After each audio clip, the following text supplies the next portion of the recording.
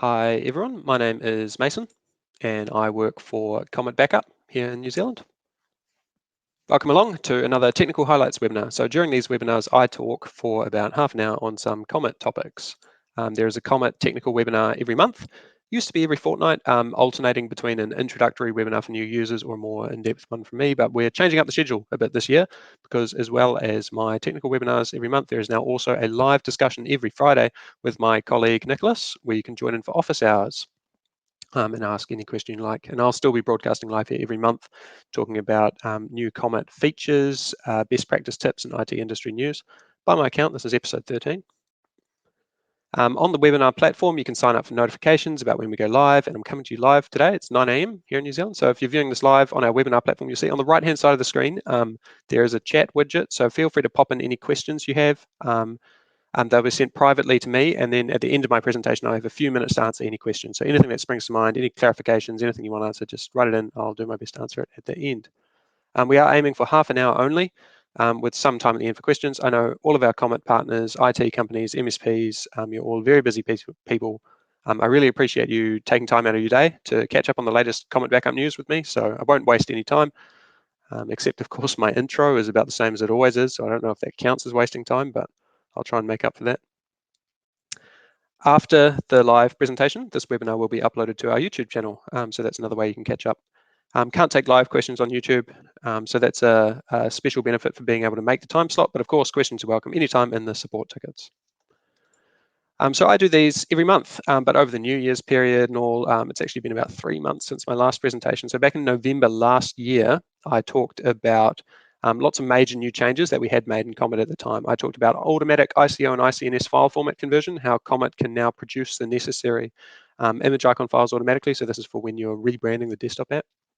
I talked about performance improvements for viewing large job reports, for loading the web interface, including a bit of a tangent about zip file trade-offs. I talked about open a new tab and the new persistent session feature, so you can finally middle-click links in the Comet Server web interface. USB recovery media had gained a few improvements, including the ability to set up custom commands that run on USB boot. And I talked about I/O release details for what was the 20.11 release back in November last year, and more. So that was 3 months ago at the end of November. And if you're interested in learning anything more about those topics, the previous webinar is available to watch again here on this platform, and it's also on our YouTube channel. So that was last time. As for this month's webinar, there's been a lot of exciting new development recently that I can tell you about. So I hope you've got a coffee and let's get stuck into it. First of all, new quarterly release. It's been 3 months since the last webinar. And just like clockwork, we do this every 3 months. Take a snapshot of our weekly Voyager release branch and roll it up into something that is long-term supported. And it's been about 3 months since we last released our last quarterly release. So I'm very pleased to introduce our latest release, 21.2 Ganymede. And just like the previous one, Io, the name comes from another one of Jupiter's moons. We name all Comet quarterly releases after solar system objects as our Voyager spacecraft sort of travels by them on its journey. The original Voyager, the spacecraft from NASA, flew past Ganymede in 1979. So Comet Backup is only about 42 years late, but I think we're catching up pretty quickly. We started in the inner solar system 4 years ago with Comet 17.2 Mercury.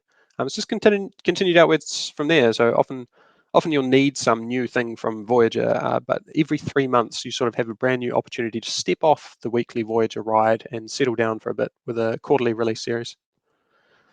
Some quick facts about our namesake, Ganymede. It's the biggest moon in the solar system. It's actually bigger than our own moon. It's got a metal core. It's the only moon with a magnetic field. It's got an oxygen atmosphere, and it definitely has water. And from those few facts, it almost sounds like you could live there, but of course the atmosphere is far too thin, and the average temperature is minus 160. That's minus 260 Fahrenheit. In terms of software features, Ganymede rolls up everything we've built in the previous Voyager cycle. So that is 8 features and 17 enhancements. We have just shipped this new Ganymede release on Monday 22nd. So lucky me, this webinar is conveniently timed perfectly for this release. It's not actually luck, it's planning. But I will walk you through the major new features since the previous quarter, starting with organizations. So one of the top feature requests in our feature voting system has been for reseller support. And this has been asked in various forms. Some MSPs want it having an imprint brand. Some people want to group their customers into sets. We've offered some suggestions about this in the past. You can use an external third-party API system like my client or CloudView in front of Comet Server and have all of your resellers access that instead. That would provide some isolation between each customer.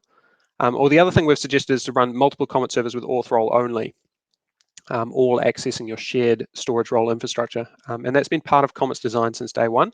We split the Comet server into these separate roles, separate auth roles for users, storage role for storage, so that you can scale them independently based on your needs. But we've been running Comet for long enough now to see the use cases that people have. Some of the pain points, like if you're trying to use multiple auth role servers, it can be difficult to run them on the same physical server. You can have multiple servers, but it's not really an efficient use of your hardware. It just starts to add a lot of complexity to manage multiple auth role servers. So we've been looking at ways to reduce that complexity, having a dedicated feature for reseller support built into Comet Server. So what we call organizations lets you create an isolated zone within your Comet server. And inside this zone, there's an isolated set of customers. So an organization, like a reseller organization, can have their own private customers within your single Comet server. There's also an isolated set of policies, news items, storage buckets if you're using storage role. Branding. So an organization has its own branding and its own URLs, the web interface, and also the branding of the downloaded client software as well can change based on what URL you visit or what admin user you log in as. So you'd give your reseller their own URL to access their own isolated organization resources. Now that's just a quick recap because we have been working on this feature for a while now. It's been available for about 6 months, but only via the config file. It's been hidden, it's been difficult to use. What I am announcing as a major new feature in Comet 21.2 Ganymede is the configuration. It's now much easier to set this up, just a simple page in the Comet Server Setup Wizard. All you have to do is, first of all, make your Comet server available on multiple domain names. Then just head into the Setup Wizard, click the Create Organization button, and then assign one of those domain names to this organization. Give it a limited admin account and you're done. That's all there is to it. So that's organizations. If you're thinking about having resellers, I'm not quite ready to close off that reseller feature request. There are a few more things that would be really nice to have to manage this, manage your customers within these zones. But if you are currently implementing resellers using one of our previous suggested methods, like the external wrapper system or my client, or by running multiple auth role servers, definitely try this out. It's another tool in your toolbox for achieving that, and it's just gotten a lot easier to use and manage. So yeah, try this out and let us know in the support tickets if you have any problems. Moving right along, restore to original paths. This is pretty self-explanatory for the title. I don't have much to say about this one. Until this point, Comet would restore all the files you selected into a new folder at the selected path, which I think was the right thing to do in general. But there was definitely a use case where you want to not do that. So this is a new checkbox. When you go to restore data, there's a new checkbox here, and it means that the files will be put right back where they were originally found. And so you combine it with the overwrite existing files checkbox right below it, and it means you have a really easy way of, overwriting, rolling back files to a previous version without having to, move them around afterwards. It applies for new jobs only. So when you first upgrade to Comet 21.2 Ganymede, you'll see this checkbox is grayed out. But once you run a few more backup jobs, you'll start to see this checkbox becomes available if you're restoring from a new job. It's available in the desktop app, and it's also available if you are remotely initiating a restore from the Comet server web interface, and that also includes the API. And another quick shout out for our feature voting system, where this feature was highly upvoted and had several comments. Silent install on macOS. So here's another new feature we've released, silent install. Just to recap the basics here, silent install is a feature for IT companies and MSPs who have unattended access to their customer base. If you have an RMM, remote monitoring and management software, that lets you remotely, check in with your customers' PCs and install or update software on them. This is pretty common for IT companies of a certain size. If you are a pure backup only service provider, you probably don't have this level of access. But if you're an IT company, there's a fair chance that you do. So Comet has long supported silent install on Windows and Linux, but not really on Mac OS until recently. So it was added in 20.12.5, which means it is part of our 21.2 Ganymede release. The idea is that you can create user accounts in bulk and then use your RMM software to remotely install the Comet software with some special command line arguments. So it logs in automatically, and your customers just have backups working without needing any kind of physical remote desktop session, or any time involvement on their part. The time involvement is really the main thing. So in your remote management platform, whether that's Jamf or Adigy or something else, you can set up the command to download and run the Comet Backup installer. And it supports pre-configured login either by specifying the username and password or by an API token for passwordless login. Well, it's not strictly passwordless, but it means the RMM never sees the password. The actual commands are just there in the documentation, so check that out and you'll be on your way to doing silent bulk installs of the Comet Backup agent on Mac. Full disk access permission, I do have to talk about this one in a little bit more depth. So on recent versions of macOS, such as Mojave, Catalina, Big Sur, we have to contend with the security and privacy dialog, and Comet will prompt for full disk access permission when you go to run Comet, and you have to go through some steps to, open the settings dialog, enable the permission, drag and drop the icon over. But if you're trying to do this fully remotely, unattended access, silent install across your whole IT customer base, it's pretty inconvenient to ask people to go through these steps. And we would love to fully automate this for everyone, but it's no good if an app can just take whatever permissions it wants. I think, overall, Apple are probably doing the right thing by making the user say, hey, this app wants permissions. Do you want to grant it? I think that's good for the consumer, but as an IT provider, it's rough because how do you get this permission out to all of your managed users? And luckily, there is an answer. So if your RMM software is set up as the MDM on the customer's Mac, so this is a feature of both Jamf and Adigy and others. So if it's registered as the MDM, you can create what's called a Privacy Preferences Policy Control, or PPPC, that grants Comet the necessary full disk access permission automatically. It does require a few more steps. It requires you to set up a package ID so that the PPPC profile document can refer to what the app actually is, and you also require code signing enabled. So you have to go through the steps in Comet Server to get macOS code signing working. And of course, code signing on macOS is fully supported, but there are some hoops to jump through because the Comet Server only runs on Windows and Linux, and the macOS code signing toolchain only works on a Mac. So there's a lot of complexity there and SSHing back and forth, but it's all possible. It's all possible. Comet 21.2 Ganymede to have a fully automated silent install of the macOS agent out to all your macOS users. So it's no longer just for Windows and Linux users. This is a big deal for our MSPs with a lot of Mac partner base.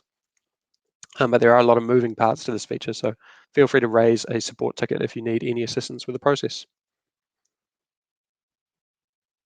Moving on, reverse proxies. So there is a new feature here in Ganymede, but in order to explain what it is, I want to cover a bit of background information about reverse proxies.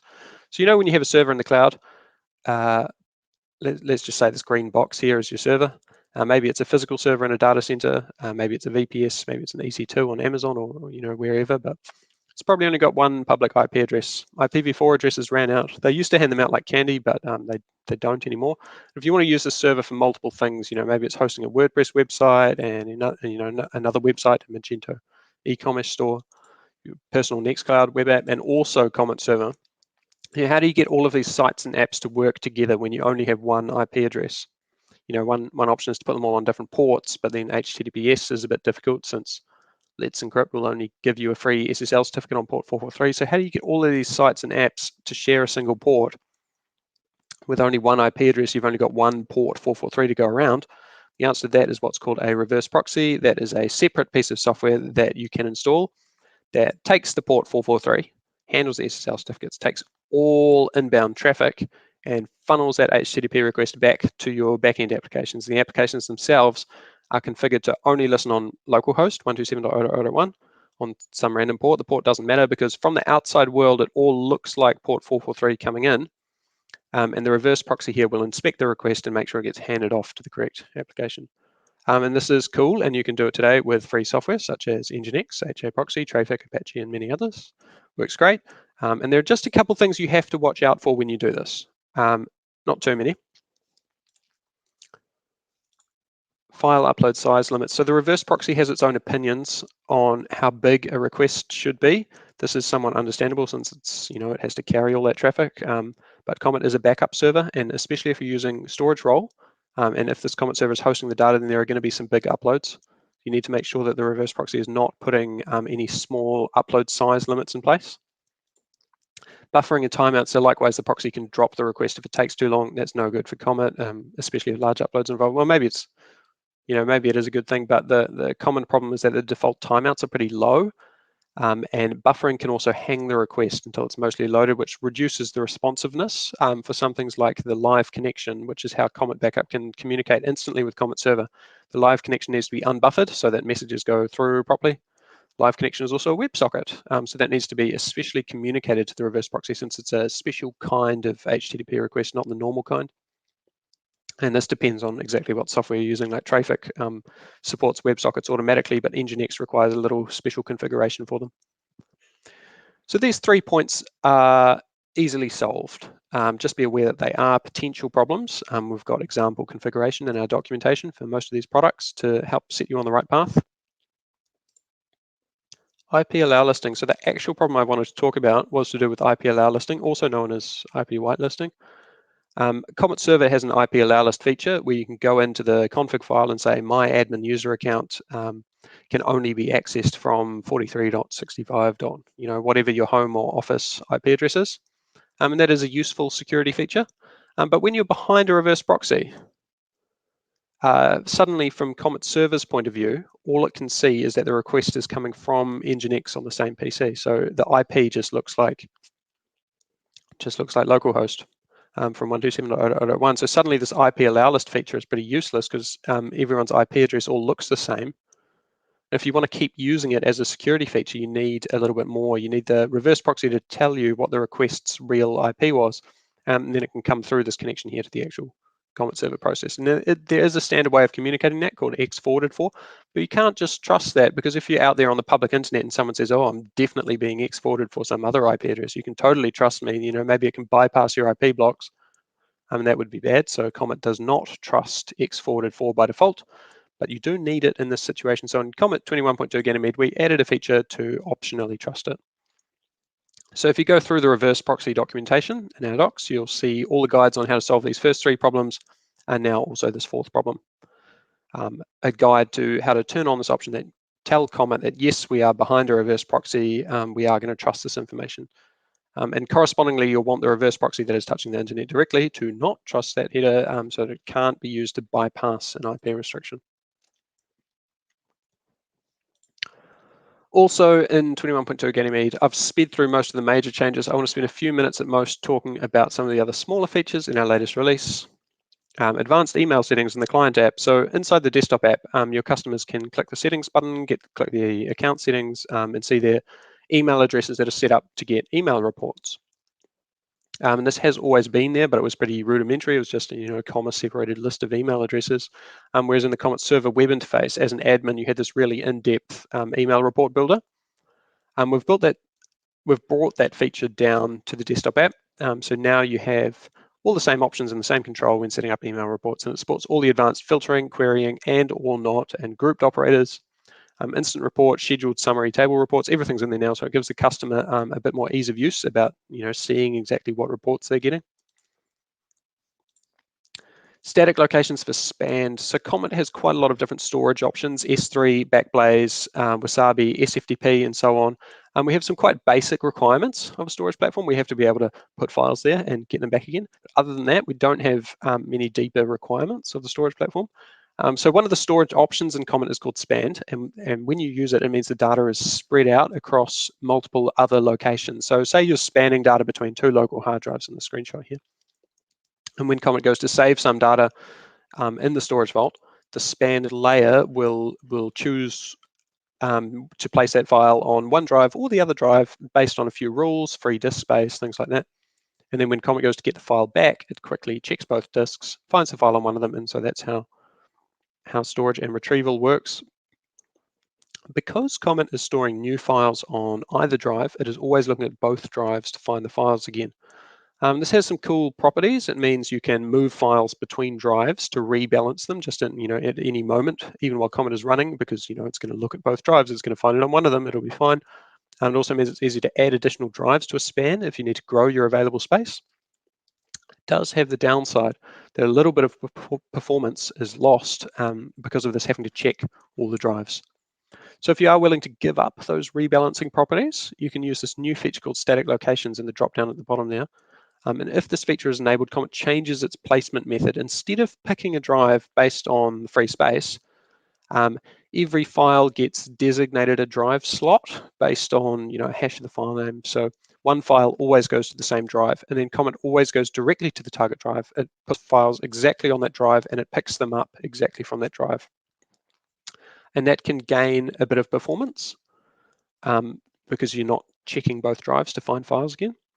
But it is a trade-off with other features. You gain some performance, but no more rebalancing, no more dynamic allocation, no more growing the span. So maybe something to consider if you're setting up a new Comet server storage role from scratch. It can't really be used for existing span drives for the same reason, because existing files have been placed according to free disk space and not according to the static slot system. So for new spans only. If you are making use of this and it turns out you do need that dynamic expansion or rebalancing, you can switch from static locations onto default, but not the other way. Pretty advanced feature. There's more information in the documentation. Moving right along. Custom remote bucket. So this is a new API integration endpoint. So if you're a software developer, or if you can hire a software developer, you can now hook up a custom storage system into Comet's request a new storage vault dropdown. So maybe you've got a classic FTP server and you want to generate new direct to FTP accounts for people. You implement an API endpoint that allocates those new accounts, and you can put that endpoint into Comet. So this is a quite cool way of letting you integrate Comet more deeply with niche and custom storage platforms. It's about allocating user accounts and allocating credentials, really. If Comet already supports the underlying protocol, Comet supports SFTP, FTP, local path, S3 compatible, and many more besides. So if your storage platform supports that, this new way to automatically provision accounts over it. Next scheduled job. So this is an optional column in the web interface. On a user's page, on the protected items tab, there's this view button that lets you pick and choose what columns appear. And there's a new column for next scheduled job. And so we'll look at the schedules and figure out when the next schedule runtime would be. And this information was shown at the bottom of the schedule dialog, but you can go into the protected item, you can go look at the schedule, you can see the next runtime of each schedule individually, but it's great to have it all in this table just out on the main screen, because you can see the next runtimes for all the protected items all at once, and that's really cool to see and help you find overlaps, heavy usage time periods, things like that. So just another optional column in the web interface. Performance improvements. Hard to come up with a good screenshot of performance improvements other than just a copy of the changelog, but it is a pretty big list. In particular, this time around, there were some significant reductions in memory usage, and the web-based restore browser is significantly faster as well. Get involved with Comet. Last few things I want to say. Almost all the features we've added recently came from customer requests. Your requests, we really appreciate all the feedback. We do listen to our MSPs, and if you're crying out for a feature, we definitely want to add it. So please check out our feature request system. On the Comet Backup website, you can create a new feature request or upvote any existing one, and we do look at this system often. And all the votes and comments do help guide our development priorities, and it's really great to see, you go raise a feature request, other people chime in and say they want this too. You get a notification immediately when the feature is ready or if there's any news about it. And when I checked it today, we were up to 90 completed feature requests, so we really do get around to developing them. Maybe not straight away, but we are making some seriously good progress through the list. So if you've got some new ideas for Comet that could make your life easier, then come on and add some new feature requests and join in the discussion with the other MSPs about what you need to make your life easier. The other thing I want to reiterate is Comet Server's great API support. So the Comet Server web interface itself is built using the public API. Anything you can do by clicking around in the web interface, you can also do by developing an API integration, whether that's integrating a new sign-up form for your website or building custom reporting tools or scripts to integrate with your RMM software. Our API is easy to use if you're a software developer, or if you can hire a software developer, then it's really easy to get started. The documentation is 100% comprehensive. It's up to date with all of the latest Comet 21.2 Ganymede features. There's a lot of sample code and SDKs to work with. We even have YouTube tutorials. So there's nothing stopping you. Go out and enhance your Comet Server experience, if it's whether it's customer-facing feature or if it's some back-end processing for your own benefit. Anything's possible. So that's all I have for today. Does anyone have any questions? I can see there's a few questions in there already. Just to recap, I talked about all the new features in our latest 21.2 Ganymede release, including organizations and how they're now available for anyone to use right from the setup wizard. Restore to original path so that you can roll back files easily when restoring data. Silent install on macOS. I talked about the new features for silent install that pair with your RMM and MDM. I talked about reverse proxies, just a lot of background information, but hopefully you're now clued up on exactly when you might want to use that new TrustX forwarded for option. I talked about advanced email settings in the client app. I talked about static locations for spanned. I talked about custom HTTP bucket providers. I talked about the next scheduled job column. There's a question here, how reliable is Wasabi with Comet? I just worry if Wasabi loses a file or gets corrupt, what can be done to rectify it if that happens?